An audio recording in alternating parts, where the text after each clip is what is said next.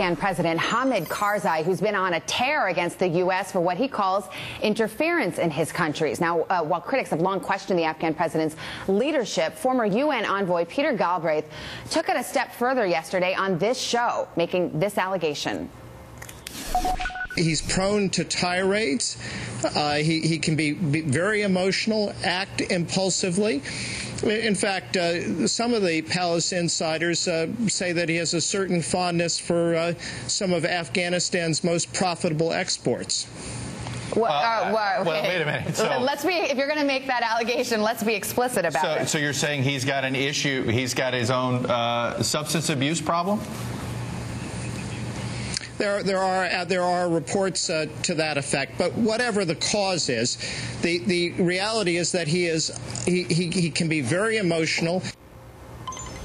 Well, Delaware Senator Ted Kaufman sat down with President Karzai during a recent trip through the region. He's in Wilmington, Delaware this morning. I guess my first question, Senator Kaufman, is what's your measure of the man? Did you think he was acting emotionally or erratically? No, I wouldn't say emotionally erratically. He, you know, he's in a tough spot. I think Richard Engel from Kabul gave a pretty good analysis. He's a sovereign. He's supposed to be the sovereign leader of Afghanistan, but there's lots of things going on in Afghanistan that he cannot control. Not just things being done by the U.S. or by our NATO allies, but being by people in his own party. When I met with him, he was most upset about the fact that the legislature just turned down its proposal for the election law. He was very concerned about that, and I think that was really the spark that set off his additional comments. He met with the legislator afterwards, and I think that's what he was concerned about. But look, change is hard. You know, my favorite T-shirt is the Dilbert T-shirt that says, "Change is great, you go first." And there's a lot of change going on in Afghanistan, and there's going to be more change going on. And as Richard said in his report, one of the really big things that I'm sure is tough for Karzai to deal with is we're about to go into Kandahar. Kandahar, as Richard said, is the hometown of Karzai, where most of his support is. His brother, who's a very, shall I say, controversial figure, is in Kandahar. But it's also the place where the Taliban was started. Mullah Omar comes from Kandahar. So when we send our troops into Kandahar, we're going to turn up some things that are going to cause changes, I think, in Afghanistan. But he's just he's in a tough spot. He's trying to deal with it. Yeah. Now, Senator, I guess what I'm confused about, and nobody could seem to answer yesterday, is what does he want from the U.S. government? Does he want more? Does he just simply want us not going to Kandahar and turning over those rocks? I mean, or is it more than this? Does he want more troops? Is he worried that we're leaving, or is he worried that we're staying? I guess what leverage is he trying to gain here? It's not that simple, and it's not really, I don't believe, that rational. This is the fourth time I've met with Karzai. He wants a lot of different things. I think he wants to be able to run his country completely, and there's people in Afghanistan, not just us, they're saying, no, it's time for change. We're not going to run that way.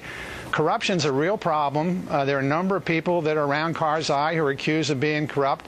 It's a constant day-to-day battle for him. They're just every time you talk to him, it's about something different. But the main problem is that the military and civilians in Afghanistan are being successful. There are people in his party and in the legislature that are no longer just following whatever he says, and it's a very destabilizing thing for him, is the way I read it. And as I said, there's a lot of change going on. It's hard for him to keep track of it. But I know it's not just one thing. It's a very complex matrix of things. And you hit most of them. It has to do with whether he can control. It has to do with his idea of how we should move forward. It has to do with some of the people around him. It has to do with corruption. It has to do with whether the ministries are actually delivering and how we get them to deliver. So it's a very complex matrix that he's living in. No question about that, Senator Kaufman. I think the read we get from the White House is essentially we're stuck with Karzai. That being said, he has made these comments about Western interference that are enormously offensive, particularly to Americans who are serving over there and who made the ultimate sacrifice. Should the White House at least cancel this meeting in May? I mean, should there be at least some perception of consequence to comments like that? Well, Savannah, there is, but what you're doing now, and that's a tough decision for the White House. Remember, we went through the same thing in Iraq. I mean, Prime Minister Maliki said some bad things about us, and we go through the same thing with President Zardari from time to time in Pakistan. I met with both of those gentlemen on this trip, along with Karzai. When you're trying to run your own country, you're trying to show the fact that you're strong. You're trying to show that you're independent from the forces in your country. This is very difficult. Going into these countries is very, very, very difficult. And managing the leader of the country, whether it's Karzai or Zardari or Maliki, whoever else it is very, very complex and very, very difficult. But we're doing the right thing here. We're on the right track. I said from my last trip, this is the third time I've been there in the last year, that the single biggest problem was how do we deal with Karzai and the Kabul government. Wow. Well, Senator Kaufman, it's great to have your report from the trip and your perspective this morning. We really appreciate it. Thank you. Great, Sven. Thanks for having me on. Well, coming up next with Chuck in Prague, we're all feeling